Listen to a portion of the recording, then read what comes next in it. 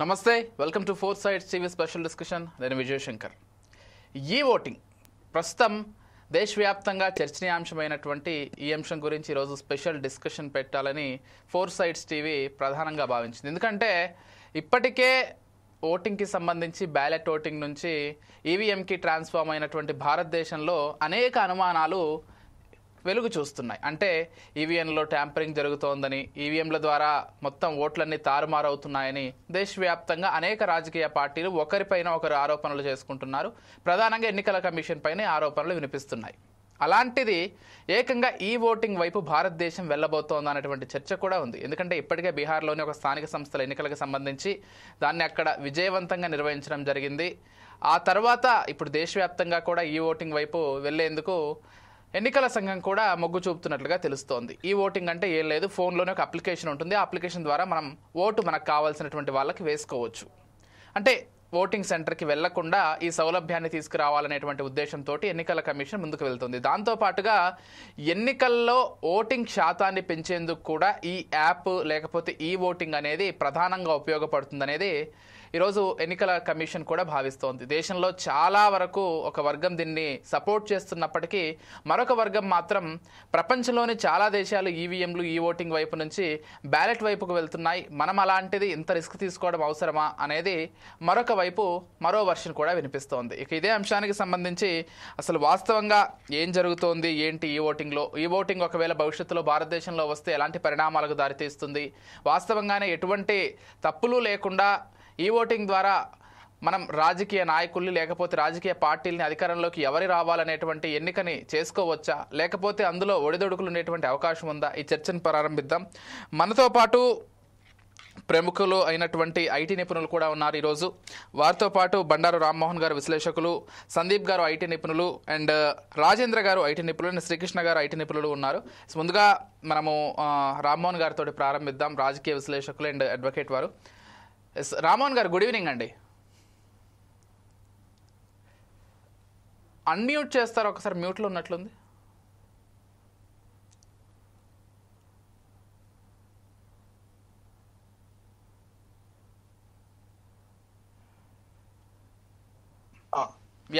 చెప్పండి. ఎస్, అంటే అనేక అనుమానాలు, అంటే బ్యాలెట్ నుంచి మనము ఈవీఎంకి వచ్చినప్పుడే అనేక అనుమానాలు, అంటే వాళ్ళు గెలిచినప్పుడు ఏమీ ఉండదు కానీ ఓడిపోయినప్పుడే ఇటువంటి అనుమానాలన్నీ కూడా రైజ్ చేస్తున్నారు.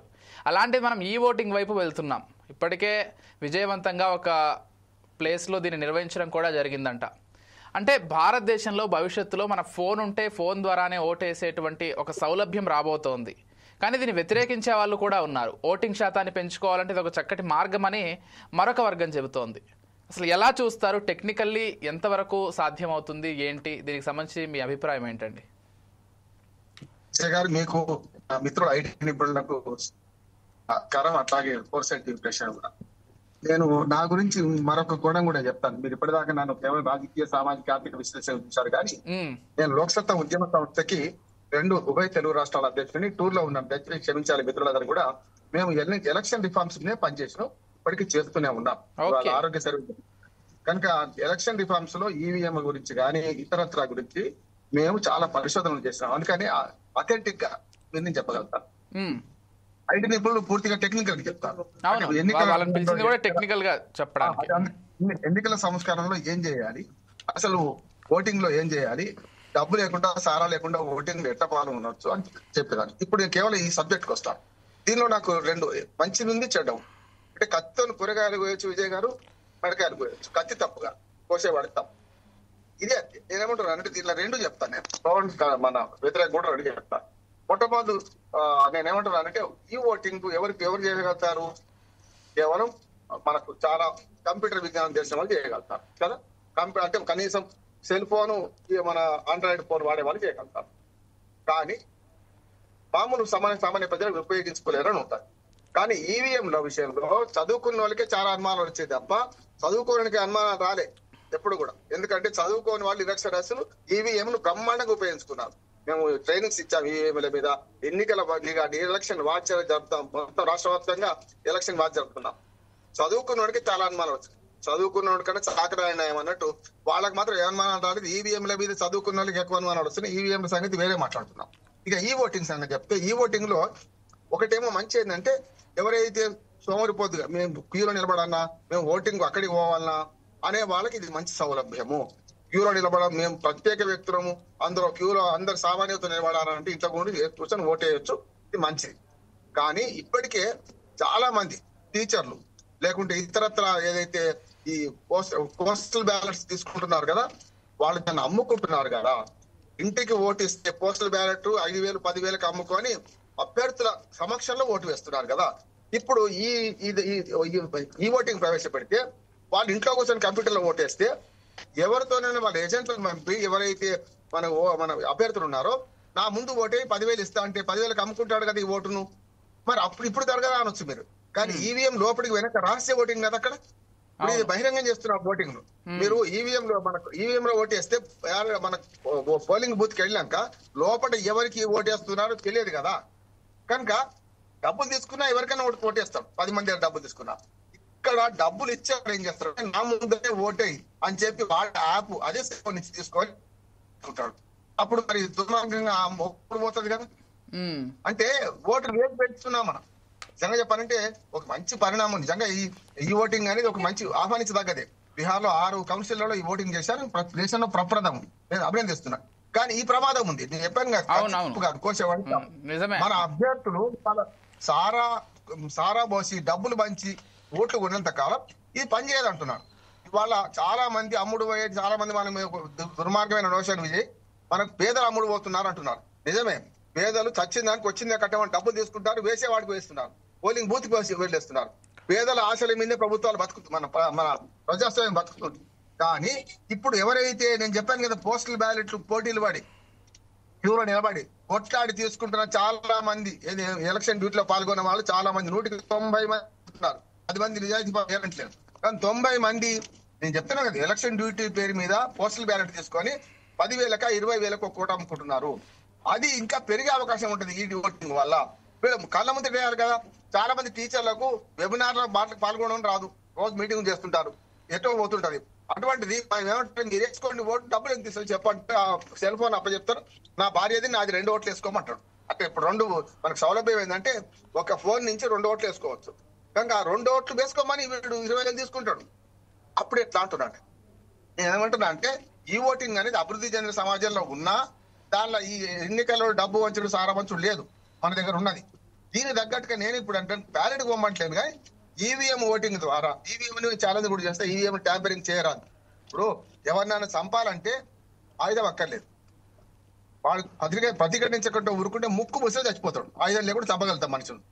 ఇది ఈవీఎం ఇంటికి ఇస్తే నేను ట్యాంపరింగ్ చేస్తా అంటున్నారు, ఈవీఎం ట్యాంపరింగ్ అవుతుంది అనేవాళ్ళు. అంటే తెలిస్తేమో తమకు, ఓడితేమో ఈవీఎం తప్ప. ఇప్పుడు మా గొప్పతనం గెలిచినట్టున్నారు అందరూ, ఓడితే మాత్రం వాళ్ళు ఈవీఎం తప్పంటున్నారు. మీరు చూడండి, బీజేపీ కాంగ్రెస్ 2 ఓడుతున్నాయి కదా. నిజంగానే పార్టీ గెలవాలి కదా. ఈవీఎం లో ట్యాంపరింగ్ చేయదలుచు నన్ను నేను ఛాలెంజ్ చేస్తాను. ఈవీఎం లో ట్యాంపరింగ్ ఇంటికి ఇస్తే నేను చెప్పాను కదా, ముక్కు ముస్తే పని చంపేయచ్చు, వాళ్ళకి ప్రతిఘటించండి. ఈవీఎం వాళ్ళ ఇంటికి అప్పచెప్పం. ఈవీఎం ఎలాంటి టెక్నికల్ మా మిత్రులు చెప్తారు, ఈవీఎం ఎలాంటి బయట దానికి లొంగదు. అటువంటి అప్పుడు ఈవీఎంలేమో దాన్ని ఎట్లా వాడుకుంటున్నారు, గెలిస్తే మా గొప్ప, మాకు ఈవీఎం సంబంధం లేదు. ఓడంగానే ఇదే పార్టీలు మళ్ళీ ఈవీఎంల మీద నెపం మోపుతున్నారు. అన్ని పార్టీలు తిలా పాపం తలా పీడికాడు, వాళ్ళు ఆడలేక మధ్యలో ఓడంటున్నారు. వీళ్ళు ప్రజాభిమానం గెలుచుకుంటే ఎవడైనా గెలుస్తాడు. ఈవీఎం విషయంలో కానీ ఈవీఎంలు వాడటం. ఎస్ రామ్మోహన్ గారు, మీ సిగ్నల్ కొంత లో ఉన్నట్లుంది, మళ్ళీ మీకు సిగ్నల్ వచ్చినప్పుడు మాట్లాడే ప్రయత్నం చేస్తాను. ఈ లోపు మనం సందీప్ గారితో మాట్లాడదాం, ఐటీ నిపుణులు. సందీప్ గారు, గుడ్ ఈవినింగ్ అండి. Good evening sir, fourth size TV ప్రేక్షకులకు అండ్ బండారు రామ్మోహన్ సార్ గారికి, రాజేంద్ర గారు సార్ గారికి గుడ్ ఈవినింగ్ అండి. వెరీ గుడ్ ఈవినింగ్ అండి. సో టెక్నికల్లీ ఈవీఎంలకు సంబంధించి ఈరోజు దేశవ్యాప్తంగా చాలా పార్టీలు వారిని ట్యాంపరింగ్ చేస్తున్నారు, ఓట్లన్నీ కూడా ఒక పార్టీకి వేస్తే ఇంకొక పార్టీకి గంపగుత్తగా పడుతున్నాయనేటువంటి కామెంట్స్ చేస్తున్నారు. అలాంటిది ఇప్పుడు ఏకంగా ఈ ఓటింగ్ అనేటువంటి ఒక ప్రక్రియకి వెళ్ళబోతున్నామని ఎలక్షన్ కమిషన్ చెప్తోంది. ఫోన్లోనే మనకు కావాల్సినటువంటి పార్టీకి ఓటు వేయొచ్చని. అంటే మనం ఈరోజు చూస్తున్నాం ప్రపంచవ్యాప్తంగా ఈజీగా మన ఫోన్లను హ్యాక్ చేయడం కావచ్చు, లేకపోతే ఇంకో మార్గంలో మోసాలు చేయడం కావచ్చు చూస్తున్నాం. అలాంటిది ఇంత పెద్ద ప్రక్రియని, అంటే ఇలాంటి ఒక టెక్నాలజీ తోటి ముందుకెళ్ళడం ఎంతవరకు కరెక్ట్ అంటారు? అంటే మీకు తెలిసినంత వరకు పకడ్బందీగా నిర్వహించేటువంటి అవకాశం ఉందా, లేకపోతే ట్యాంపరింగ్ అయ్యేటువంటి అవకాశం ఉందా? ఏం చెప్తారు మీరు? Correct sir. ఈవీఎం ఓటింగ్ వచ్చిన కొత్తలో చాలా రూమర్స్ అన్సర్టనిటీ ఉంది ఈ ఓటింగ్ ప్రకారం. అందుకని వీవీప్యాట్స్ తీసుకొచ్చారు.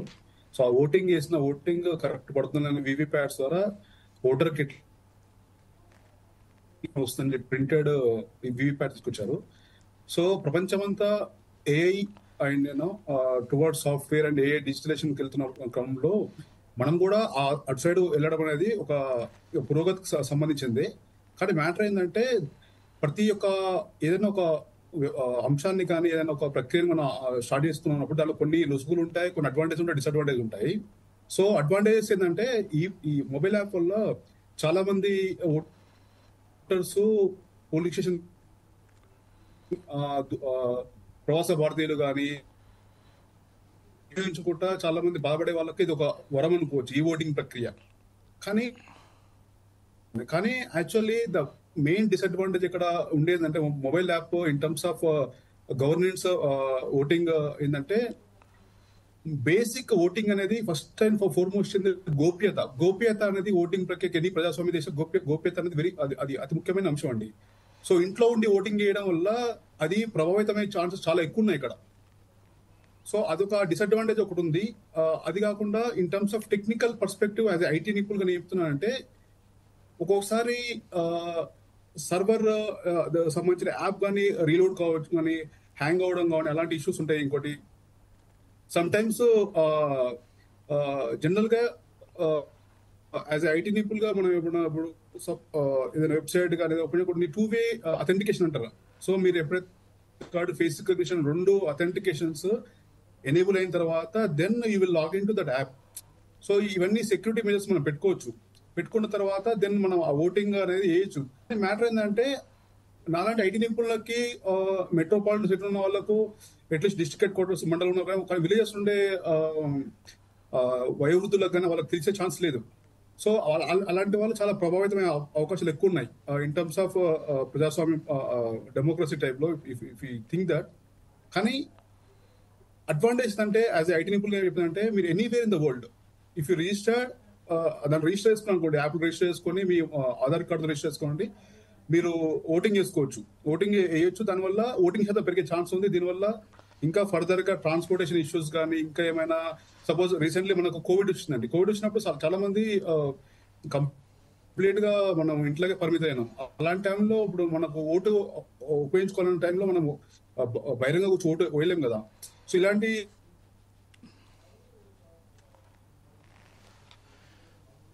సందీప్ గారు కొద్దిసేపటి తర్వాత మాట్లాడదంటే ఎందుకు టెక్నికల్ ఇష్యూ అనుకుంటా డిస్కనెక్ట్ అవుతుంది మధ్యలో, ఒక్కసారి చూడండి net signal. And yes Rajendra garu నమస్తే అండి. నమస్తే అండి. సో ఎలా చూస్తారండి అంటే ఈ ఓటింగ్ అనేటువంటి ఒక ప్రక్రియ భవిష్యత్తులో ఎలాంటి పరిణామాలకు దారితీస్తుంది అనేది ఫస్ట్ క్వశ్చన్. ఎందుకంటే ఇప్పటికీ ఈవీఎంలకు సంబంధించి 1,00,000 ప్రశ్నలు ఉన్నాయి. ఒక్కొక్కరు ఒక్కొక్కటి చెప్తుంటారు. అసలు ఈవీఎంలు వచ్చిన తర్వాత మొత్తంగా దేశంలో రాజకీయాలన్నీ కూడా వన్ సైడెడ్ అయిపోయాయి, వాళ్ళ ఇష్టం వచ్చిన పార్టీకి ఓట్లు పడేలాగా ఈవీఎంలో ట్యాంపరింగ్ చేస్తున్నారని చెప్తున్నారు. అలాంటిది ఎన్నికల సంఘం ఏమో ఈ ఓటింగ్ విధానానికి వెళ్తామని చెప్తున్నారు. అంటే ఎవరి ఫోన్లో వాళ్ళు ఓటేసే విధంగా. సరే, ఒకవైపు టెక్నాలజీని ఎంత బెటర్గా మనం యూజ్ చేసుకుంటే అంత మంచిది. మరోవర్ ఓటింగ్ శాతం కూడా విపరీతంగా పెరుగుతుంది ఫోన్లలో ఓటేసే మాట అయితే. ఎందుకంటే ఎవరు ఎక్కడికి వెళ్లాల్సిన అవసరం ఉండదు కాబట్టి వాళ్ళు ఉండేటువంటి పట్టణాల్లో నగరాల్లో వాళ్ళ ఇళ్లలోనే కూర్చొని ఓట్లు వేయొచ్చు. And yes of course Rammohan garu ఇందాక చెప్పినట్లుగా దాని డిసడ్వాంటేజెస్ కూడా దానికి ఉన్నాయి. కానీ టెక్నికల్లీ ఇది ఎంత సేఫ్ అంటే ఏం చెప్తారండి? రామ్మోహన్ గారికి నమస్తే అండి. రామ్మోహన్ గారు, సందీప్ గారు నమస్తే. మీరు రామ్మోహన్ గారు సందీప్ గారు చాలా బాగా చెప్పారండి. ఇక్కడ ఎస్ అండి, మనకి ప్రయోజనాలు చూసుకుంటే ఎస్ మన కాన్సెప్ట్ లో ఏంటంటే వికలాంగులు కానీ లేకపోతే వృద్ధులు కానీ గర్భిణీలు కానీ ఎవరైతే ఓటింగ్ చేయలేరో ఎస్ వాళ్ళందరికీ చాలా బాగుంటుంది. కానీ మనం అవన్నీ కన్సిడర్ చేయాలి. మనం చేయాల్సింది ఏంటంటే అసలు ఫస్ట్ ప్రాబ్లమ్స్ ఏముంటుంది. ఇట్లా ప్రాబ్లమ్స్ చూసుకుంటేనండి హ్యాకింగ్, మాల్వేరు, ఫేక్ యాప్స్ ఇట్లా మీరు ఇప్పుడు చూసుకుంటే ఆల్రెడీ మీకు 2 అప్లికేషన్స్ వచ్చాయి. ఒక అప్లికేషన్ సీడాక్ బెంగళూరు వాళ్ళకి డెవలప్ చేశారు, మన కమిషన్ ఎలక్షన్ కమిషన్ వాళ్ళు ఆల్రెడీ డెవలప్ చేశారు. ఇప్పుడు నేను ఏ అప్లికేషన్ వెళ్ళి నేను ఓట్ చేయాలి, ఆల్రెడీ కన్ఫ్యూజన్ స్టార్ట్ అయింది మొదటి అప్పుడే. ఇంకా మనకి ఇంకా వేస్తామో లేదో తెలియదు, కన్ఫ్యూజన్ స్టార్ట్ అయింది. There are 2 applications right. Next ఇంకోటి మన సందీప్ గారు, రామ్మోహన్ గారు చెప్పినట్టు ప్రైవసీ, భద్రత, వ్యక్తిగత గోప్యత లోపం. ఏంటంటే మనం వేస్తున్న ఓటే ఎవరికి కనిపించకూడదని టైప్ లో మనం అక్కడికి వెళ్ళి ఒక 4 గోడల మధ్యన ఒక బట్ట పెట్టి వేసే ఓటు, ఈ రోజు మన ఇంట్లో కూర్చొని నేను నా మొబైల్లో నేను కూర్చొని ఓటు వేయడం వల్ల దాని వెనక ఎవరు నన్ను ఇన్ఫ్లుయెన్స్ చేస్తున్నారు, ఎవరి వల్ల ఎవరు ఓటు వేపిస్తున్నారు ఎవరికి తెలియదు. అది కూడా ఇంకోటి టెక్నికల్ సమస్యలు వస్తే మన సందీప్ గారు చెప్పినట్టు యాప్ లో బగ్స్ ఉంటాయి, లాగిన్ సమస్యలు ఉంటాయి, పేజ్ ఫెయిల్యూర్స్ అవుతుంటాయి. దీనివల్ల ఏమవుతుందంటే సహనం పోతారు. అంటే నేను వెయ్యాలా వద్దా, ఏం జరుగుతుంది ఏంటి అంటే బస్ ఇటువంటి కూడా వస్తాయి. మనకి ఇప్పుడే ఈవీఎంలు వచ్చే చాలా సంవత్సరాలు అయింది, దాన్ని ఎవరు నమ్మటం లేదు. ఇప్పుడు డిజిటల్ ఓట్లు వచ్చిన తర్వాత నమ్ముతారో లేదో తెలియదు. ఎందుకంటే మొబైల్ చూస్తే ఏ మొబైల్ చూసినా ఫ్రాడ్ ఫ్రాడ్ ఫ్రాడ్ ఫ్రాడ్, ఏది పట్టుకునే ఫ్రాడ్లే. ఈ టైప్ లో ఇటువంటి ఈ జనరేషన్ లో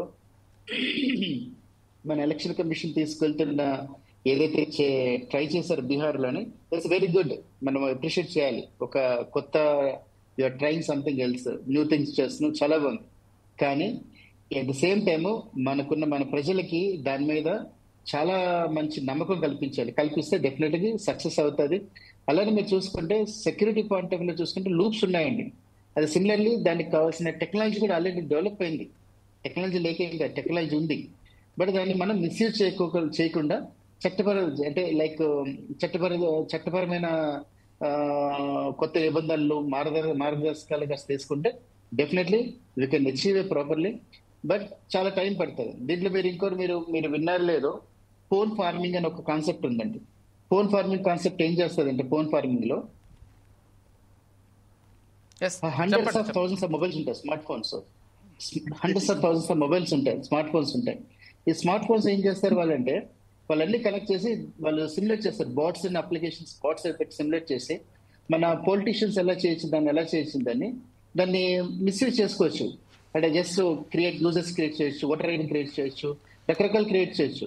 టెక్నికల్ గా మనం చాలా ప్రాబ్లమ్స్ ఉంటాయండి, చాలా ప్రాబ్లమ్స్ ఉన్నాయి, ఇష్యూస్ ఉన్నాయి. ఫోన్ ఫార్మింగ్ అనే కాన్సెప్ట్ ఉంటుంది. నెక్స్ట్ ఇక మీరు అలా చేసుకుంటే మాల్వేర్ ఇంజెక్షన్స్, మీ మొబైల్లో మాల్వేర్ ఇంజెక్ట్ చేసుకొని మీ ఫేస్ కనిపిస్తుంది, బట్ మీరు వేస్తున్న ఓటు మీకు కాకుండా it can be done to something else. అలాగే ఫేక్ యాప్లు, ఇప్పుడు మనం జస్ట్ స్టార్ట్ చేసిన 2 యాప్లు వచ్చాయి. అప్పుడు ఇంకా ఎలక్షన్ స్టార్ట్ 2 యాప్లు వచ్చాయి. ఇక మీరు ఎలా కూర్చునే లోపు ఇంకొక రియల్ ఎలక్షన్స్ వచ్చేసరికి 100 యాప్స్ అవుతాయి. ఇప్పుడు యూజర్ కి ఏ యాప్ కొట్టాలి, ఎక్కడ చేయాలి తెలియదు. నా ఇన్ఫర్మేషన్ నేను ఒక ఓటర్ ఐడిగా, నేను ఓటర్ గాను నేను రిజిస్టర్ చేసుకోవాలి, నా ఫేస్ రిజిస్టర్ చేయాలి, నా ఓటర్ పెట్టాలి, నా మొబైల్ నెంబర్ పెట్టాలి. నా ఇన్ఫర్మేషన్ ఇంకో యాప్ లో వెళ్ళిపోవడం వల్ల నా ఇష్యూ వస్తుంది. దాన్ని యూజ్ చేసుకొని రేపు సైబర్ క్రైమ్ వాళ్ళు I don't know what they may do for my digital data, right? So next ఏంటంటే man in the middle attack అంటారు. ఇంకోటి man in the middle attack ఏంటంటే, నా ట్రాఫిక్ వెళ్తుంది, బట్ ఎవరు దాన్ని మధ్యలో తీసుకొని దాన్ని ఎలా మారుస్తున్నారు, ట్రాఫిక్ ఎలా మారుస్తున్నారో మనకు తెలియదు. అండ్ బ్లాక్ చైన్ డిజైన్ లోపల బ్లాక్ చైన్ సిస్టమ్ అనేది ఆల్మోస్ట్ ఒక 10-15 సంవత్సరాల నుంచి నేను మన సిస్టమ్ లో చూస్తున్నాను బ్లాక్ చైన్. ఇంకా స్టిల్ బ్లాక్ చైన్ మనకున్న మెయిన్ బ్యాంకింగ్ సిస్టమ్ కానీ ఇంకా స్టిల్ వాళ్ళు వాడలేకపోతున్నారు. బ్లాక్ చైన్ ఇంకా వాడాలంటే ఇంకా స్టిల్ వాళ్ళకి ఉన్న ప్రాబ్లమ్స్ ఉన్నాయి, చాలా ఉన్నాయి.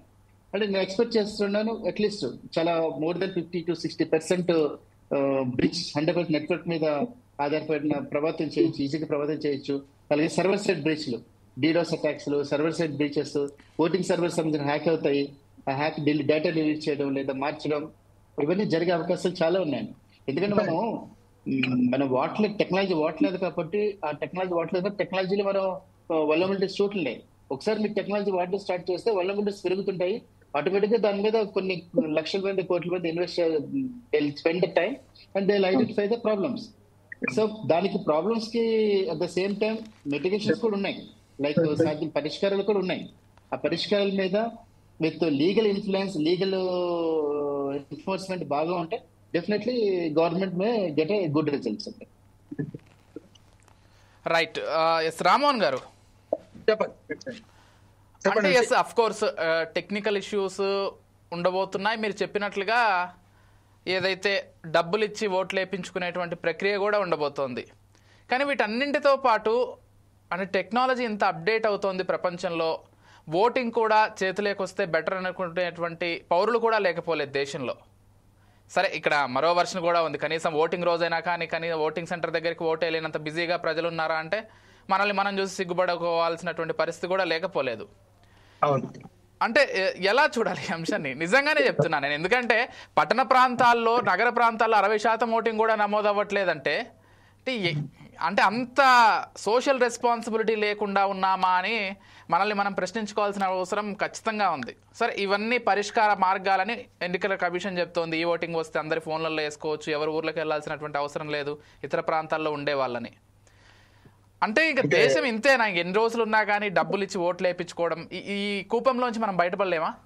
అంటే ఆ సంస్కరణ వేస్తా నేనేమంటూ విజయ్ గారు, ఇక్కడ రెండు ఉంటాయి. నేను ఇంకొక కోణం కూడా చెప్తాను. నేను వార్డు మెంబర్ గా, సర్పంచ్ గా, ఎంపీపీ ప్రెసిడెంట్ గా 40 ఏళ్ల క్రితం నేను ఇవాళ కాదు, గ్యారెంటీ డబ్బు ఇవ్వకుండా సారా వైపటి గెలిచిన. ఇప్పుడు నేను గాంధీ మహాత్ముడిని నిలబడ్డా గెలవడు గ్యారెంటీ ఈ ఎన్నికల్లో. కారణం ఏంటంటే ఇంతకుముందు రాజేంద్ర గారు బాగా వివరించారు. అంటే టెక్నికల్ గా ఫస్ట్ నా అభ్యంతరం గోప్యతకు భంగం అవుతుంది. ఓటు రహస్యం కదా, రహస్య ఓటింగ్ ప్రక్రియ ఇప్పటికే పోస్టల్ బ్యాలెట్ ద్వారా దుర్మార్గంగా ఎవరైతే పోస్టల్ బ్యాలెట్ ద్వారా అమ్ముకుంటున్నారు బహిరంగ 10,000 20,000 ఒక్క ఓటును, అది బహిరంగంగా అభ్యర్థికి చూపించి అమ్ముకుంటున్నారు. అది పెరుగుతుంది ఈ ఓటింగ్ వల్ల. అంటే గోప్యతకి భంగం ఒకటి. రెండోది డిజిటల్ టెక్నాలజీ, డిజిటల్ నిరక్షరాస్యలో మనందరం. నేను 2 MA, నేను అడ్వకేట్ ను. కానీ నాకు మొన్నటిదాకా ఫోన్ పే చేయరాదే, మా మనవరాలు నేర్పి. నాకు మొన్నటిదాకా ఓటీపీ చూడరాలే. ఫోన్ నడుస్తున్నాక ఓటీపీ చెప్పండి అంటే, ఓటీపీ చూడాలంటే ఏదో వస్తా 3 చుక్కలు ఎట్లా వస్తారని నేను మనవరాలు నేర్పింది. నేను ఏమంటే డిజిటల్ నిరక్షరాస్యత ఇవాళ చదువుకున్న వాళ్ళు కూడా ఉన్నది. మీరు వాళ్ళని ఎట్లా మారుస్తారు అంటే ఏంది? ఎవడైనా సహాయం తీసుకోవాలి. సహాయం తీసుకున్నాడు, సహాయం చేస్తున్నాడు ఏం చెప్తాడు? నా పార్టీకి ఓటే ఎంచుకుంటాడు. మీరు చాలా మంచి ప్యానల్ ఇచ్చారు. మిత్రులు ఇద్దరిని సురేంద్ర గారు కానీ రాజేంద్ర గారిని పిలిచినందుకు అభినందిస్తున్నాను. ఇక్కడ రాజకీయం చేస్తే ఇంకోటి ఏదో మాట్లాడుతున్నారు. వాళ్ళిద్దరు కూడా చక్కటి విషయాలు చెప్తున్నారు. ఇందులో ఒకటి అంటున్నాను, ఇవాళ డిజిటల్ టెక్నాలజీ, డిజిటల్ నిరక్షరాస్యులు చాలా మంది ఉన్నారు. నిజంగా నిరక్షరాస్యులు ఏం కాదు, తప్పలేదు. వాళ్ళకు మంచి ఎందుకు చెడ్డ తెలుసు. కానీ డిజిటల్ నిరక్షరాస్యులు చదువుకున్న వాళ్ళు అయితే ఎవరి మీద ఆధారపడితే గోప్యతకు భంగం ఒకటి. రెండోది నేను చెప్పిన అన్యాయం జరుగుతుంది, డబ్బు తీసుకొని ఓటు చేస్తారు. 2. మూడోది కూడా చెప్తున్నాను ఏంటంటే ఇందులో టెక్నికల్ గా ఇంతకుముందు ఆయన దగ్గర చెప్పారు కదా, యాప్లు మనము ఏదైనా ఒక మెసేజ్ మెసేజ్ ను మనము ఓపెన్ చేయాలంటే ఏదైనా చాలా దుర్మార్గం, డబ్బులు పోతున్నాయి మనకు అకౌంట్ నుంచి, ఇటువంటిది ఏదైనా ఫ్రాడ్నెంట్ ఏదైనా వస్తే, ఒకవేళ ఓటే పోయి చేస్తే ఉన్న అకౌంట్కి వెళ్ళి డబ్బులు కాలేని అనుకోండి, మరి ఎవరిస్తారు అప్పుడు? నేనేమంటే ఇది ఆదర్శమే. నేను ఇంకో పాటు చెప్తున్నాను, ఎన్ఆర్ఐలకు ఓటు హక్కు కల్పించాలని లోక్సత్తా మొదటి నుంచి కొట్లాడింది, ఇప్పుడు కూడా కొట్లాడుతుంది. ఎన్ఆర్ఐలు చాలా మంది ఉన్నారు, వాళ్ళు అమెరికా నుంచి వచ్చి ఓటేయలేరు. కరెక్ట్, వాళ్ళకి ఇవ్వండి, ఇస్తే దానికి ప్రత్యేకత. వాళ్ళకి ఓటు హక్కు ఇచ్చిన మన భారతదేశంలో ఎన్నికల సంస్కరణ విషయంలో లోక్సత్తా చేసిన కృషికి ఎవరు చేయలేదు. ఎన్నికల సంస్కరణలు పూర్తిగా ఏవి చేస్తే బాగుంటుందని. ఇప్పటికీ దామాషా పద్ధతి ఓటింగ్ పాటించమంటున్నాం. మన దగ్గర FPTP, first pass the post election జరుగుతున్నాయి. అంటే ఒక్క ఓటు వచ్చినోడు గెలుస్తాడు. 100 ఓట్లలో 70 ఓట్లు పోలైతే, ఉదాహరణ చెప్తాను, 70 ఓట్లు పోలైతే 20 ఓట్లు వచ్చినట్టు గెలుస్తున్నాడు. 4 పోటీ చేస్తే 21 ఓట్లు వచ్చినట్టు గెలుస్తున్నాడు. 4 20 80 వస్తాయి కూడా. అంటే ఏమైతుంది? మిగతా 80 మంది వ్యతిరేకము, 30 మంది ఓటింగ్కే రాలేదు. 80% వ్యతిరేకమైన ఓట్లు గెలుస్తున్నారుగా. ఇవాటి వరకు 50% ఓట్లు, మొన్న బీజేపీకి 51% ఓట్లు వచ్చినాయి. రాజీవ్ గాంధీ గారు కూడా ఇందిరాగాంధీ చచ్చిపోయినాక 415 ఏది పార్లమెంట్ సీట్లు వచ్చినప్పుడు కూడా 48.1% తో గెలిచింది. ఈ ప్రజాస్వామ్యంలో ఈ పెద్ద లోపం ఏంది? First pass the post. దీన్ని దామాషా పద్ధతి మారుస్తే ఒక పార్టీకి ఎన్ని ఓట్లు వచ్చినాయో అన్ని సీట్లు వస్తాయి కదా. అంటే 5% 10% థ్రెషోల్డ్ పెట్టుకుంటారు. మీరు ప్రపంచంలో 186 ప్రజాస్వామ్య దేశాలు ఉంటే 100కి 130 దేశాలలో దామాషా పద్ధతి ఎన్నికలు ఉన్నాయి. అంటే ఓటింగ్ శాతాన్ని బట్టి, వాళ్ళకి వచ్చిన ఓట్లను బట్టి సీట్లు కేటాయిస్తారు. అప్పుడు ఏమవుతుంది అంటే నా ఓటుకు కూడా విలువ వస్తుంది. ఇప్పుడు ఏమైంది? 51 వచ్చినోడు గెలుస్తున్నాడు, 49 వచ్చినోడు పోతున్నారు. ఈ 49 ఓట్లు వాళ్ళ ప్రజాభిప్రాయం లేనట్టే కదా. అక్కడ ఎప్పుడైతే ప్రజాభిప్రాయం సరిగ్గా ప్రతిబింబించాలంటో ఖచ్చితంగా దామాషా పద్ధతి ఓటింగ్ కావాలి. అంటే ఓటింగ్ ఇవన్నీ అరకొర సంస్కరణలు, ఇవి చిల్లరి నాయకల్ప చికిత్సతో ప్రజాస్వామ్యం బాగుపడాలి. సమూలమైన మార్పు రావాలి, విప్లవాత్మకమైన మార్పు రావాలి, ప్రజల్లో రావాలి. ఎన్నికల సంస్కరణ విజయ్ గారు, అసలు ఏ ఎన్నికల సంస్కరణ కావాలో అది చేయకుండా జమిలీ ఎన్నికలని ప్రజలను పక్కదారి పట్టిస్తున్నాయి ప్రభుత్వాలు. జమిలీ ఎన్నికలు తప్పు, సమాఖ్య స్ఫూర్తి దెబ్బతింటది. నేను ఎందుకు వస్తున్నానంటే ఈ అరకొర సంస్కరణలు తీసుకొచ్చి ప్రమాణం చేసినాం అంటున్నారు. అసలు ఈ ఓటింగ్ ఎవడు అడిగిండు వీళ్ళను? చెప్తున్నా కదా, ఎన్ఆర్ఐలు వాళ్ళకి ఇవ్వచ్చు. అందరు మంచి మాట చెప్పారు విజయ్ గారు. ఇప్పుడు ఊళ్ళో 1000 మందికి 1200 దాటకుండా ఒక పోలింగ్ బూత్ ఉందండి. 1200 మంది పొద్దున్న సాయంత్రం దాకా మీ ఇష్టం ఉన్నప్పుడు ఓండి, ఎందుకు వేసేస్తాను నష్టం ఉన్నది? మీకు ఓటు తీరిక లేకపోతే మీకు ప్రశ్నించే హక్కు లేదంటాను. ఓటు వేయని వాడికి ప్రశ్నించే హక్కు లేదు. ఓటు వేయని వాళ్ళు ఎవరు? వాళ్ళు అక్షరాస్యులే, చదువుకున్న వాళ్ళే, బాగా చదువుకున్న వాళ్ళు వేస్తారు. నేను ఒక మాట చెప్తాను. ఇప్పుడు 70% కూడా అయితే లేదు, 40% అయితే లేదు అంటున్నారు కదా. హైదరాబాద్ లో నేను చెప్తాను, హైదరాబాద్ లో ఓటర్లలో సగం మంది 2 ఓట్లు కలిగి ఉన్నారు. అంటే గ్రామాలలో ఓట్లు ఉంటాయి, అది తెలంగాణ కావచ్చు, ఆంధ్రప్రదేశ్ కావచ్చు, హైదరాబాద్ లో ఓట్లు ఉంటాయి. పట్టణాల్లో ఓట్లు ఉంటాయి, హైదరాబాద్ లో ఉంటాయి. అంటే అక్కడ ఉండాలి, ఆడ ఉంటా, ఈడ ఉంటా. అయితే ఏమైతుందంటే పాపం ఒకేసారి ఎలక్షన్లు వచ్చినప్పుడు ఎక్కడ ఒక దగ్గర చేస్తుంది, 2 ఏళ్ళు వేస్తలేడు కదా. 2 చోట్ల ఓటు ఉండడం నేరం కాదు, 2 చోట్ల ఒకే ఎన్నికల్లో ఓటు వేయడం నేరం అవుతుంది. అటువంటప్పుడు మీరు ఊళ్ళో ఓటు ఉండి ఊళ్ళో వేద్దామని, ఊళ్ళో కొంచెం మానవ సంబంధాలు వేరుగా ఉంటాయి. హైదరాబాద్ కానీ రామ్మోహన్ గారు, ఇప్పుడు ఒకే చోట అంటే 2 ఓట్లు ఒకే రాష్ట్రంలో ఉంటే అలాంటి వాళ్ళు చాలా మంది ఉంటే రాష్ట్ర ఎన్నికల పైన కొంత ప్రభావం పడుతుంది కదా. ఇప్పుడు ఫర్ ఎగ్జాంపుల్ విజయవాడలో ఒక 100 మంది ఉన్నారు అనుకుందాం, ఇంకా ఏదో పల్లెటూరులో వాళ్ళందరి ఓట్లు ఉన్నాయి. విజయవాడలో ఓటేసి అక్కడ ఓటేస్తే ఇప్పుడు అది కరెక్ట్ కాదు కదా. అదే అంటున్నారు. ఒకటి ఏంటంటే ఇప్పుడు 2 రాష్ట్రాలు అయినాక కొన్ని సమస్యలు వచ్చినాయి విజయ్. నేను చెప్తున్నా కదా, ఇప్పుడు వారం ముందు ఇక్కడ, వారం తర్వాత అక్కడ కావచ్చు. కానీ అట్లా కాకుండా వేరు వేరు ఎన్నికలు వస్తున్నాయి. ఉదాహరణకు గతంలో ఉభయ తెలుగు రాష్ట్రాలు కలిపి జమిలీ ఎన్నికలు జరిగేవి. అంటే పార్లమెంట్ ఎన్నికలు, అసెంబ్లీ ఎన్నికలు ఒకేసారి జరిగాయి. ఆంధ్రప్రదేశ్ అసెంబ్లీ ఎన్నికలు తెలంగాణలో వేస్తున్న కొందరు, ఆంధ్రలో జరుగుతుంది. ఇప్పుడు ఏం చేయొచ్చు అంటే, ఇప్పుడు మనము మెయిన్ రోడ్ చూసుకో. ఇప్పుడు నేనేమంటున్నా అంటే దానికి పరిష్కారం ఉంది. మేము దాని మీద పనిచేసినాం కనుక ఎలక్షన్ కమిషన్ మీద చాలా వెచ్చాం. దీన్ని ఏం చేయొచ్చు అంటే ఆధార్ కార్డు లింక్ చేయాలి. ఎందుకు చేస్తలేరు? ఆధార్ కార్డు గోప్యతకు భంగం, ప్రపంచం మొత్తం మునిగిపోతుంది, మా ఏమేమి చేస్తున్నాం. ఆధార్ కార్డు గోప్యతకు భంగం అనే వాడికి నేను సుప్రీంకోర్టు కూడా అవుతున్నా. సుప్రీంకోర్టు కూడా గోప్యత అని చెప్పి ఆధార్ కార్డు ఏమి ఇస్తారు? అడ్రస్ తప్ప ఏమి ఇస్తలేము. కానీ ఓటర్ లిస్టుకు అనుసంధానం చేయదని కొందరు కొట్లాడుతున్నారు. నేను స్పష్టంగా చెప్తున్నాను, ఓటర్ లిస్టుకు అనుసంధానం చేయండి. అప్పుడు ఏమైందంటే బండారు రామ్మోహన్ రావు అని కొడితే ఒకటే ఓటు ఉంటుంది, 2 రావద్దు. ఎక్కడ 2 ఉంటే పోతుంది.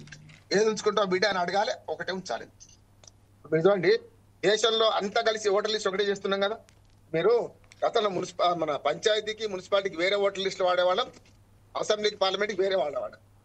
ఇప్పుడు అంతా ఒకటే లిస్టు. విజయ్ గారు, నేను ఎన్నికలలో ఇప్పుడు లిస్టు పంచాయతీలో వార్డు వైజ్ వేరు చేస్తున్నారు, కానీ ఓటర్ లిస్ట్ ఒకటే. ఆ ఊళ్ళో ఉన్న ఓటర్లు అందరూ ఒకటే. దాన్ని ఏం చేయొచ్చు అంటే, మీరు ఏదైతే నేను చెప్పిన లోపం జరగకుంటే ఆధార్కు అనుసంధానం చేయండి. అప్పుడు డిఎల్ లిస్ట్ పోతుంది, ఒకే ఓటు ఉంటుంది. అసలు సంస్కరణ విడిచిపెట్టి దుర్మార్గంగా ఈ ఓటింగ్ పోతున్నాం, లేకపోతే జమిలీ ఎన్నికలు పోతాం, ఇంకేదో మాట్లాడుతున్నారు. అసలు పట్టుబడతలేదు ఎలక్షన్ కమిషన్ ఏం చేయాలనేది. అందుకని నేను పరిష్కారం కూడా చెప్తున్నాను. ఇది ఈ ఓటింగ్ అనేది కేవలం ఆదర్శం మాత్రమే, ఆచరణ సాధ్యం కాదు. ఆచరణ అయినా కూడా చాలా పెద్ద ఎత్తున లోపం జరుగుతుంది, ఇది కరెక్ట్ కాదు. అంటే నేను చెప్పిన గోప్యతకు భంగం అయితే దాంతో ఓట్లు అమ్ముకుంటారు. చదువుకున్న వాళ్ళు ఎక్కువ ఉపయోగిస్తారు. రాజకీయ పార్టీలకి ఇది వరం అవుతుంది. చదువుకోని వాళ్ళ దగ్గరికి పోయి కంప్యూటర్ పట్టుకొని అమ్మ ఓటే మేమే వేసుకుంటాం, 10,000 చేతిలో పెడతాం, ఓటు ఏమంటారు వాళ్ళే వేసుకుంటారు, వాళ్ళ ఓటు వాళ్ళే వేసుకుంటారు. తప్పు కదా. అందుకనే ఓటు అమ్మడానికి మంచి మార్కెట్ గా ఇది పనికి వస్తుంది. ఓటు అమ్ముకోవడానికి మార్కెట్, ఓటు కొనుక్కోవడానికి మార్కెట్. అందుకని ఈ ఆన్లైన్ సంస్కరణలు, అట్లకొర సంస్కరణలు వద్దు. మంచిదే, నేను కాదంటే డిజిటల్ టెక్నాలజీ వాడుకోవాలి. కానీ ఇది ఈ ఎన్నికల వ్యవస్థలో పనిచేయదు, మన ఎన్నికల వ్యవస్థలో పనిచేయదని అంటున్నాను. అవును, నేను కూడా అదే అభిప్రాయాన్ని వ్యక్తపరుస్తున్నాను. ఎందుకంటే ఎన్ఆర్ఐలు కొట్టిద్దాము, నిజంగా ఎన్ఆర్ఐలు ఉంటే బాగా చదువుకున్న వాళ్ళు ప్రభావితం కాడనుకుంటున్నాం. కానీ చదువుకున్న వాళ్ళు ఎక్కువ అవినీతికి పాల్పడుతున్నారు. అంటే బ్యాంక్ అడిగిస్తారు, ఎందుకు చదువుకునేవాడిని కదా. చదువుకున్న వాళ్ళు ఎందుకు పాల్పడుతున్నారు అంటే వాళ్ళకు అవకాశం ఇస్తున్నాం మనం. చెప్తున్నాను కదా సార్, నేను మాట చెప్తే ఎమ్మెల్సీ ఎన్నికల్లో ఓటింగ్ డబ్బులు తీసుకుంటారా? బహిరంగంగా ఏముందండి, ఓపెన్ గానే చెప్పొచ్చు కదా. ఈ రోజు ఎంతో మంది ప్రభుత్వ అధికారులు అందరూ కూడా కోట్లు కూడా పెట్టుకుంటున్నారంటే చదువుకొని వచ్చిన వాళ్ళే కదా. అదే అది పూర్తిగా నేను ఒక మాట చెప్తాను సార్. ఎమ్మెల్సీ ఎన్నికల్లో ఒక అభ్యర్థి మేము ఉమ్మడి వేదిక పెట్టినాం. గవర్నమెంట్ ఎడిటర్ ఏమున్నా సార్ అంటే, ఏమున్నా సార్ టీచర్లు సార్ అందరూ, నేను టీచర్లకు వ్యతిరేకం కాదు, టీచర్లు సార్ మొగాళ్ళు అందరూ దావతలో పాల్గొన్నారు. ఏది వీళ్ళు దావత్ ఇస్తే పాల్గొన్నాక ఆయన ఏమన్నాడట, నా భార్యకు 10,000 ఇస్తావు, నాకు 10,000 ఇస్తావా ఒక ఓటుకు? నా భార్య తాగదు కదా, ఈ మాట చెప్తున్నాను. ఆమె తాగలేదు కదా, దావతలకు వచ్చి ఆమెకి 20,000 ఇవ్వండి. స్పౌస్ భార్య భర్తలు ఓటర్లు చాలా మంది ఉన్నారు టీచర్లుగా. అట్లా బహిరంగ ఏం చేయాలి సార్, ప్రజాస్వామ్యం బతుకుతుందా, ఏం చేయాలని ఏడ్చిండు ఒక ఎమ్మెల్సీ అభ్యర్థి. గ్రాడ్యుయేట్స్, టీచర్ ఎలక్షన్స్ వీటిల్లో జరుగుతుండే 500 1000 తీసుకునే పేదోడిని మనం బలి చేస్తున్నాం కదా, పేదోడు దొంగ అంటున్నాం కదా. మన ఇంట్లో దొంగతనం జరిగితే ఎవరి మీద మోపుతాం? ఇంట్లో కోడలి మీద, కొడుకు మీద మోపం, పని మనిషి మీద మోపుతాం. వాళ్ళ పేదల ఆశల మీద ప్రభుత్వం మన ప్రజాస్వామ్యం బతుకుతుంది. పేదలను దీన్ని బలి చేస్తున్నారు. పేదలు ఓటు అమ్ముకుంటున్నారు. అమ్ముకునేవాడు నిజంగానే వాళ్ళంతా అమ్ముకుంటున్నారు. కనుక ఆ వాళ్లకు ఇది ఒక వరం అవుతుంది. అదొకటి. నిరక్షరాస్యులు ఆధార చేసుకొని ఈ ఓటింగ్ నిరక్షరాస్యులు ప్రోత్సహిస్తూ కంప్యూటర్లు ఇంటికి పట్టుకపోయి వాళ్ళ సెల్ ఫోన్ నుంచి అనుసంధానం చేసుకొని వాళ్ళు ఓట్లు కొనుక్కుంటారు. ఇంకా ప్రజాస్వామ్యం బహిరంగంగా అమ్ముడుపోతుంది. రైట్. సందీప్ గారు కంటిన్యూ చేయండి. ఇందాక మీరు చెప్తుంటే సిగ్నల్ లేక మనం ఆపాము. మీరు కంటిన్యూ చేయండి సందీప్ గారు. అవును సార్, ఇక్కడ ఇంతకుముందు రాజేంద్ర గారు చెప్పారు, సార్ చెప్పారు. ఒకటి ఇక్కడ గోప్యత అనేది ఫస్ట్ ఈ డెమోక్రసీకి గోప్యత దెబ్బతింటుంది. In terms of IT perspective what I'm thinking అని అంటే, ప్రతి యాప్ కూడా vulnerable to any like cyber సెక్యూరిటీకి ఖచ్చితంగా ప్రతి యాప్ కూడా వల్నరబిలిటీ ఉంటుంది. మన ఇక్కడే కాదు, ఈవెన్ అమెరికా లాంటి దేశాల్లో కూడా ఇలాంటి ప్రక్రియను స్టార్ట్ చేశారు. కానీ దాంట్లో కొన్ని టెక్నికల్ గ్లిచెస్ వల్ల వాళ్ళు కొన్ని అమెరికా లాంటి దేశాల్లో కూడా ఆపేశారు. సో అది కాకుండా ఏదైనా ఒక యాప్ అనేది దాన్ని కంప్లీట్ గా లాంచ్ అయ్యే ముందర దాన్ని పక్క టెస్టింగ్ చేయాలి, దాని యొక్క పర్ఫార్మెన్స్ దాన్ని చూసుకోవాలి. ఇంకో డిజిటల్ లిటరసీ అనేది ఇంకా గ్రామాల్లో లేదండి. ఇప్పుడు సార్ చెప్పినట్టు ఈవెన్ ఫోన్ పే అనేది వాడేది కూడా చాలా మంది తెలియదు. Also they are into non-IT studies also, but they are not aware of phone pay and other apps. So digital literacy improve అయినాక దాన్ని స్లోగా కొన్ని ఎలక్షన్స్ లోనో ఫేజ్ గా దాన్ని స్టార్ట్ చేసిన తర్వాత దెన్ దాని అడ్వాంటేజ్ డిసడ్వాంటేజ్ చూసుకొని దెన్ అమలు చేస్తే బాగుంటుంది. అలా కాకుండా ఇంకా ఏంటంటే ఫేస్ రికగ్నిషన్ లో కొన్ని సాఫ్ట్వేర్ గ్లిచెస్ ఉన్నప్పుడు కూడా వాళ్ళు కన్ఫ్యూజ్ అయ్యే ఛాన్స్ చాలా ఉన్నాయి ఓటర్లు. ఎగ్జాంపుల్ లో ఇప్పుడు యాప్ పనిచేయకపోవచ్చు, ఎందుకంటే వాళ్ళ ఆధార్ కార్డు తీసుకున్నప్పుడు బయోమెట్రిక్ ఫేస్ రికగ్నిషన్ మళ్ళీ ఆఫ్టర్ 1 year మేబీ ఫేస్ అనేది it will not be same, somehow that technical glitches will come. So ఇలాంటి ఇష్యూస్ అన్ని కూడా వాళ్ళు ఎలక్షన్ కమిషన్ రెక్టిఫై చేసి ఐటీ నిపుణులతో రెక్టిఫై చేసుకుని అన్ని కోఆర్డినేట్ చేసుకుని దీన్ని చేస్తే కొంచెం వరకు మనం చూడొచ్చు ఇలాంటి ప్రయోజనం ఉన్నాయి. ప్రయోజనం ఇన్ టర్మ్స్ ఆఫ్ ట్రాన్స్పోర్టేషన్ కానీ అలాంటి ఉండొచ్చు. కానీ గోప్యత అనేది కొద్దిగా సార్ చెప్పినట్టు ఖచ్చితంగా గోప్యత అనేది దెబ్బతింటుంది. ఎందుకంటే మిగతా పొలిటీషియన్స్ వాళ్ళు వచ్చి లేకపోతే ఇంట్లో వాళ్ళు కూడా ఏదైనా ప్రెజర్ అనేది ఓటర్ మీద ఖచ్చితంగా ప్రభావం ఉంటుందని అనుకుంటున్నాను. రైట్. అంటే టెక్నికల్గా ఇన్ కేసు ఒకవేళ నిజంగానే ఫ్యూచర్లో తీసుకొని వస్తే ఇప్పుడు ఈవీఎంల పైన ఏదైతే ప్రచారం జరుగుతుందో ఒకరికి ఓటు వేస్తే ఇంకొకరికి ఓటు పడుతుందని, సరే అసలు మీ ఒపీనియన్ ఏంటి? ఫస్ట్ ఈవీఎంల పైన మీ ఒపీనియన్ ఏంటి? ఆ తర్వాత ఒకవేళ ఈ ఓటింగ్ తీసుకొస్తే అందులో ఇలాంటి టెక్నికల్ గ్లిచెస్ ఏమైనా వచ్చే అవకాశం ఉందా? ఎవరైనా ఒక పార్టీ తమకు అనుకూలంగా దీన్ని మలుచుకునేటువంటి అవకాశం ఉందా? Watts your opinion on this? అవును, డెఫినెట్లీ మొబైల్ యాప్ లో మాత్రం డెఫినెట్లీ ఇప్పుడు ఓటు వేసిన తర్వాత అతనికి ఓటర్కి ఖచ్చితమైన ఓటు వచ్చినట్టు అట్లీస్ట్ ఈవెన్ ఈవీఎం లో వివిప్యాట్స్ వస్తున్నాయి అండి. వివిప్యాట్స్ ద్వారా అట్లీస్ట్ చూడగలుగుతున్నారు. బట్ మొబైల్ యాప్ లో ఇంకా టెక్నాలజీ అనేది వాళ్ళు మెసేజ్ రూపంలో కానీ లేకపోతే ఈమెయిల్ కి అది మనకు చదువుకున్న టెక్నికల్ వాళ్ళకు తెలుస్తుంది. But suppose if any app level issues అనుకోండి, ఓటు సరిగ్గా పడిందో పడలేదో తెలియడానికి దానికి చట్టపరమైన రూల్స్ ఎలక్షన్ కమిషన్ చేయాలి కదా, in terms of if go for law side. So ఇలాంటి నా ఒపీనియన్ అంటే ఇంకా మెచ్యూర్ కాలేదు, మనం ఇంకా టైం పడుతుంది. But slowly but we may adapt in the future. But ఇంకా చాలా దీనికి చట్టపరమైన అంశాలు, గోప్యత ఇలాంటివి చాలా ఉన్నాయి.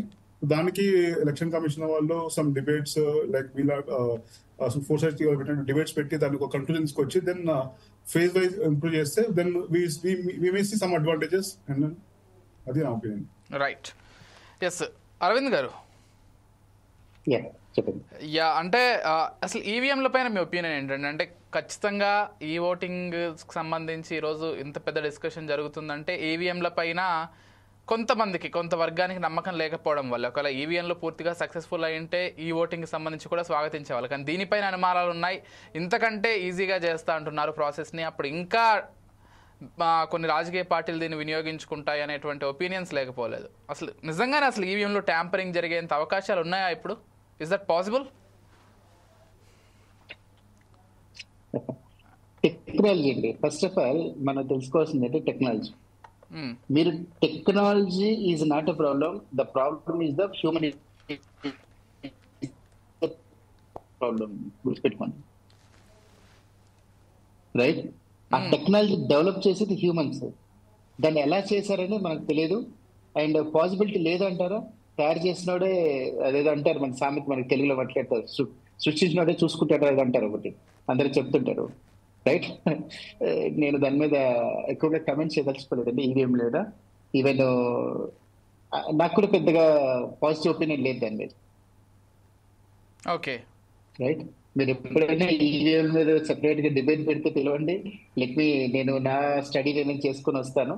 But I'm not okay with electronic EVM machines. అంటే ఇప్పుడు మీరు అంటున్నట్లుగా టెక్నాలజీ ఎంత పకడ్బందీగా ఉన్నప్పటికీ నిర్వహించేటువంటి వాళ్ళు ఎంత పకడ్బందీగా నిర్వహిస్తున్నారు అనేది కూడా క్వశ్చన్ వస్తుంది. అంటే వాళ్ళు ఏ పార్టీకి మొగ్గు చూపకుండా. I understand what you mean to say. Vijay garu ఒక్క మాట చెప్తాను. రామ్మోహన్ గారు, సిగ్నల్ సరిగ్గా అందట్లేదు మీది. వినొస్తుందా? ఇప్పుడు వినొస్తుందా సార్? యా వినిపిస్తుంది, మాట్లాడండి. చెప్పండి. అవసరమైతే వీడియో ఆఫ్ చేసుకుంటా. నాకు మాట పోతే చాలు. మాట వినిపిస్తుంది మా వాళ్ళు. మాట నాకు కంటిన్యూ చేయండి. విషయం ముఖ్యం కదా. నేనేమంటున్నాను సార్, బీజేపీ కాంగ్రెస్ రెండే పార్టీలు ఉన్నాయి అధికారం ఇప్పటి వరకు అయితే దేశంలో. అంటే జనతా కూడా అనే అంతే కదా. అవును. ఆధార్ కార్డు ప్రవేశపెడతా అంటే కాంగ్రెస్ ప్రవేశపెడతా అంటే బీజేపీ వద్దన్నది, గోప్యతకు భంగం మరి. అవును కదా, ఆధార్ కార్డు నడుస్తున్నది ద్వంద్వ ప్రమాణం. జిఎస్టీ ప్రవేశపెడతాను కాంగ్రెస్ పార్టీ అన్నది, బీజేపీ వద్దన్నది. ఇప్పుడు జిఎస్టీ ప్రవేశపెట్టేది మళ్ళీ బీజేపీ, కానీ కాంగ్రెస్ వద్దాడు. వీళ్ళకి ద్వంద్వ ప్రమాణం. ఈవీఎం సంగతి అంటున్నాను, ఎందుకంటే నేను రెండే చెప్పిన 100 ఉదాహరణలు చెప్తాను. ఇంటికి ఏం చెప్తున్నానంటే, సుప్రీంకోర్టు దగ్గరికి 100 కేసులు పోయినాయి. ఓకే, సుప్రీంకోర్టు అన్ని కేసులు విధించి ఏమన్నదంటే అనుమానాల పునాది మీద దీన్ని నిర్ణయించలేము అని ఉన్నది. ఎందుకంటే ఎలక్షన్ గురించి ఒక 10 పెట్టింది, నేను అందులో భాగం చెప్తున్నా. ఎందుకంటే ఇవి ఏమన్నదంటే ఒకే పార్టీ అధికారంలో ఉన్న పార్టీ మళ్ళీ గెలవాలి కదా. అధికారంలో ఉన్న పార్టీ, సామాన్య ఉదాహరణ చెప్తున్నా, అధికారంలో ఉన్న పార్టీ ఓడిపోవద్దు. మరి మన ఆంధ్రప్రదేశ్ లో చూడండి, తెలుగుదేశం గెలిచింది, మళ్ళా ఓడిపోయింది, మన వైసీపీ గెలిచింది, అది ఓడిపోయింది, వీటి గెలిచిండు అధికారం. పోనీ కేంద్ర పార్టీ అనుకుందాం, 10 ఏళ్ళు 2004 నుంచి 14 దాకా కాంగ్రెస్ పార్టీ ఉన్నది. ఈ 11 ఏళ్లే కదా వీళ్ళు గెలిచేది. నేను ఇంకో మాట చెప్తున్నాను, నేను ఈవీఎంలలో 5 నేను చీఫ్ ఎలక్షన్ ఏజెంట్ గా పనిచేసిన. డాక్టర్ జయప్రకాష్ నారాయణ, గీతారెడ్డి, అన్ని పార్టీలు చెప్తాను. చీఫ్ ఎలక్షన్ ఏజెంట్ అంటే ఎన్నికల గెలిచిన పత్రం కూడా నేను తీసుకోవచ్చు, అభ్యర్థి చేయాల్సిన పనులను నేను చేయొచ్చు. అంటే అన్ని మీటింగ్లు అటెండ్ అయినా. మీరు ఈవీఎం ర్యాండమైజేషన్ తెలుసుకుంటే, నిపుణులుగా చెప్తున్నాను, ఈవీఎం ర్యాండమైజేషన్ ఎట్లా అయిందంటే మొదలు స్టేట్ నుంచి జిల్లాలకు పోతాయి. అంటే ఆ ఏ ఈవీఎం ఎక్కడికి పోతుంది మిషన్ తెలియదు. పోయినాక అక్కడ కాన్స్టిట్యున్సీ కూడా ఈవీఎంల కాన్స్టిట్యున్సీ పంపేటప్పుడు ర్యాండమైజేషన్ అవుతుంది. తర్వాత 3వ ర్యాండమైజేషన్ ఏంటంటే ఆ కాన్స్టిట్యున్సీ లాంటి ఏ ఊరికి ఏది పోతుందో కూడా తెలియదు.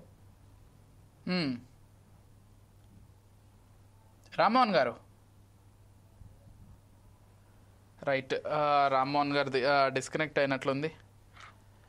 ఫైనల్గా ఏం చెప్తారండి? అంటే అసలు ఈ ఓటింగ్ అనే ప్రక్రియ రావడం మంచిదంటారా యాజ్ ఆఫ్ నో, ఇప్పుడున్నటువంటి పరిస్థితుల్లో, ఇప్పుడున్నటువంటి సెక్యూరిటీ తోటి, లేకపోతే భవిష్యత్తులో చూద్దాం, ఇప్పటికైతే దీన్ని పక్కన పెడితే బెటర్ అనేది మీ ఒపీనియన్? రామ్మోహన్ గారు వినిపిస్తుంది, కంక్లూడ్ చేయండి. లో చాలా ఉన్నాయి స్టేజెస్, కనుక అందులో ట్యాంపరింగ్ అవకాశం లేదు. రెండోది ఏమంటున్నానంటే, నేను చెప్పాను కదా, ఒక్క దగ్గర ఆల్ఫాబెటికల్ లో అవి వస్తాయి పేర్లు, అన్ని పేర్లు ఒకే దగ్గర రావు. ఒక కాన్స్టిట్యున్సీలో ఒకటి వస్తే, ఒక ఎంపీ కాన్స్టిట్యున్సీ వేరే వస్తాయి. ఒక సీరియల్ నెంబర్ పెట్టుకొని చేయరాదు విజయ్ గారు. నేను దీని మీద వేరే పెట్టండి, నేను తీరిగ్గా ఖచ్చితంగా నేను రుజువుతో సహా చూపెడతాను. రైట్, నేను చెప్తున్నాను కదా, రుజువుతో చూపెడతాను. గెలిచిన పార్టీ మళ్ళీ గెలవాలి, అధికారంలో పార్టీ అధికారం నుంచి పోవద్దు, ఈ లెక్క అయితే. రెండోది ఏంటంటే ర్యాండమైజేషన్ లో మనకి ఎన్ని జరుగుతాయి, ఎట్లా జరుగుతాయి, నేను ఒకసారి మీకు చెప్పే ప్రయత్నం చేస్తాను. సుప్రీంకోర్టు ఇచ్చిన తీర్పును మనం గౌరవించాలంటున్నాను. Right. Okay okay thank you Rammohan garu participate చేసినందుకు. మీకు డిస్టర్బెన్స్ కూడా అవుతుంది అండ్ మీ డ్రైవింగ్లో కూడా. థ్యాంక్ యూ సో మచ్ అండి. నేను వీళ్ళతో కంటిన్యూ చేస్తాను. సందీప్ గారు, వాట్స్ యువర్ ఒపీనియన్ అండి? అంటే యాజ్ ఆఫ్ నౌ ఉన్నటువంటి సెక్యూరిటీ తోటి, సైబర్ సెక్యూరిటీ తోటి ఇటువంటి ఒక పెద్ద స్టెప్ వేయడం అనేది ఇప్పట్లో కరెక్ట్ అంటారా లేదంటారా, ఏం చెప్తారు? సందీప్ గారు అన్మ్యూట్ చేస్తారా ఒకసారి? Okay, yeah. ఇప్పట్లో బీహార్ లో ఇంప్లిమెంటేషన్ మున్సిపల్ ఎలక్షన్స్ అంటే at least digital literacy will be అక్కడ మోర్ ఉండొచ్చు, దానివల్ల కొంచెం అడ్వాంటేజ్ ఉండొచ్చు. కానీ సర్పంచ్ ఎలక్షన్స్ కి వీటికి మాత్రం ఈ మొబైల్ యాప్ ఓటింగ్ అనేది అసలు వర్కౌట్ కాదు. ఎందుకంటే చాలా మంది ఇంకా మన గ్రామాల్లో నాట్ ఓన్లీ వయోవృద్ధులే కాకుండా మామూలుగా చదువుకున్న వాళ్ళు కూడా, అంటే నాన్ ఐటీ బ్యాక్గ్రౌండ్ చదువుకున్న వాళ్ళు కూడా ఇంకా యాప్ గురించి చాలా మంది తెలియదు. సో ఈ మొబైల్ యాప్ ఓటింగ్ అనేది ఇప్పట్లో సమంజసం కాదు. మేబీ కార్పొరేషన్ లెవెల్లో, హైదరాబాద్ లెవెల్లో స్లోగా ఇంప్లిమెంట్ చేసుకుంటూ ఉంటే దాని మీద కొంచెం దానికి అడ్వాంటేజ్ వస్తుంది. స్లోగా సమ్ ట్రైనింగ్ క్యాంప్స్ కానీ, ఓటర్ కి అవగాహన సదస్సులు కానీ మనం పెట్టడం వల్ల దెన్ వాళ్ళకు తెలిసిన తర్వాత కొంచెం దెన్ మనము అట్లీస్ట్ పర్టికులర్ యాప్ ఎలా ఉంటుందని చెప్పేసి అట్లీస్ట్ డిస్ట్రిక్ట్ లెవెల్ క్యాంప్స్ కానీ, మండలం క్యాంప్స్ పెడితే కానీ దెన్ కొంచెం ఇంప్రూవ్మెంట్ ఉంటుంది. కానీ ఇప్పుడున్న పరిస్థితుల్లో మాత్రం ఇది అంతగా ముందుకు పోయి అంత అడ్వాంటేజ్ కానీ నేను అనుకుంటాను. ఇంకా దాన్నే కాకుండా టెక్నికల్ గా చూస్తున్నాను ఉంటాయండి, యాప్ విషయంలో చాలా వరకు మనకు చాలా మందికి అవగాహన, అంటే అది ఎలా వర్క్ అవుతుంది, మనము ప్రెస్ చేసిన తర్వాత నిజంగా దానికి వెళ్తున్నది, ఇలాంటి చాలా విషయాలు చాలా ఓటర్స్ కి కన్ఫ్యూజన్ లో వెళ్ళిపోతారు. సో దానివల్ల కొంచెం టైం తీసుకొని దాన్ని ఫేజ్ వైజ్ గా ఇంప్లిమెంట్ చేసి ఓటర్ కాన్ఫిడెన్స్ ఇచ్చిన తర్వాత ఇంప్లిమెంట్ చేస్తే then it will be good for democracy. Okay అండి. Arvind garu, what's your opinion అండి? అంటే యాజ్ ఆఫ్ నౌ ఉన్నటువంటి సైబర్ సెక్యూరిటీ లేకపోతే ప్రస్తుతం దేశంలో ఉన్నటువంటి పరిస్థితుల నేపథ్యంలో అసలు ఇప్పుడు ఈ ఓటింగ్ అనేది మనకు అవసరమా లేదా అంటే ఏం చెప్తారు ఇన్ వన్ వర్డ్? ఇప్పుడు అంటే వన్ వర్డ్ అండి, చెప్పండి. సరే, మీరు ఫస్ట్ మనం డిపెండ్ అవ్వాల్సిందండి మన యూజర్ యొక్క మొబైల్ మీద డిపెండ్ అవుతున్నాం. User mobiles proper quality mobiles ఉండవండి, చాలా తక్కువ మనీతో వాడతారు. దాంట్లో ఉన్న క్వాలిటీ కెమెరాలు, ఫేస్ రికగ్నిషన్స్ ఇవన్నీ పనిచేయండి. మీరు ఎంత టెక్నాలజీ డెవలప్ చేయండి బ్యాక్ ఎండ్ లోని, మీరు యూజర్కి వచ్చి మీరు 20,000 మొబైల్ కొనండి, కెమెరా బాగుంటుంది, అది లేకపోతే ఆ జీపీఎస్ పనిచేయాలి. జీపీఎస్ పనిచేయాలంటే ఆ జీపీఎస్ అనేది ఒక టెక్నాలజీ, అట్లీస్ట్ ఒక 20,000-30,000 ఇన్వెస్ట్ చేస్తే కానీ జీపీఎస్ అనే టెక్నాలజీ రాదు దాంట్లోకి. ఓకేనండి. సో మీరు మీ వరకు టెక్నాలజీ అన్ని డెవలప్ చేశారు, కానీ మీరు యూజర్ని ఇన్ఫ్లుయెన్స్ చేసి మంచి మొబైల్ వాడమని మీరు చెప్పలేరు. చెప్పనంత కాలము మీ ఈ సిస్టమ్ అప్లోడ్ జరగదు, ఈ టెక్నాలజీని ఇంప్లిమెంట్ చేయలేరు. Right. It's very technically very problems, చాలా ప్రాబ్లమ్స్ ఉన్నాయి. Right. Thank you so much Sandeep గారు, అరవింద్ గారు, అదేవిధంగా రామ్మోహన్ గారు డిబేట్లో పార్టిసిపేట్ చేసి మీ అభిప్రాయాలు తెలియజేసినందుకు థ్యాంక్ యూ సో మచ్ అండి. ఎస్, ప్రస్తుతం ఉన్నటువంటి దేశ పరిస్థితుల్లో అంటే పౌరులు చదువుకున్న దాన్ని బట్టి లేకపోతే పౌరులకి ఈ టెక్నాలజీ పైన ఉన్నటువంటి అవగాహన నేపథ్యంలో ఇప్పుడే ఇటువంటి ఒక ప్రక్రియను తేవడం అయితే కరెక్ట్ కాదనేది ప్రతి ఒక్కరి అభిప్రాయం కూడా. అండ్ రామ్మోహన్ గారు చెప్పినట్లుగా ఓటు అనేది ఇష్టారీతిని అమ్ముడుపోతున్నటువంటి ఈ దేశంలో మొబైల్లోనే ఓటు వేయడం అంటే డైరెక్ట్గా కొంతమంది వచ్చి ఓట్లు వేయించుకుని ఆశ్చర్యపోవాల్సినటువంటి అవసరం లేదు. కాబట్టి ఇలాంటి సన్నివేశాలు, ఇలాంటి సందర్భాలన్నీ కూడా ఆలోచించి కేంద్ర ఎన్నికల కమిషన్ ముందుకు వెళ్లాలని ఆలోచిద్దాం. ప్రస్తుతానికైతే ఈ ఓటింగ్ విధానాన్ని చాలామంది వ్యతిరేకిస్తున్నారు ఇప్పుడున్నటువంటి టెక్నాలజీ పరంగా. అండ్ సెక్యూరిటీ, సైబర్ సెక్యూరిటీ కూడా అంత బలంగా లేదు కాబట్టి ఇప్పుడు ఇలాంటి విధానాలకు వెళ్తే మంచిది కాదనే సూచన వినిపిస్తుంది. ఇది వాళ్ళ special discussion. Keep watching 4 Sides TV.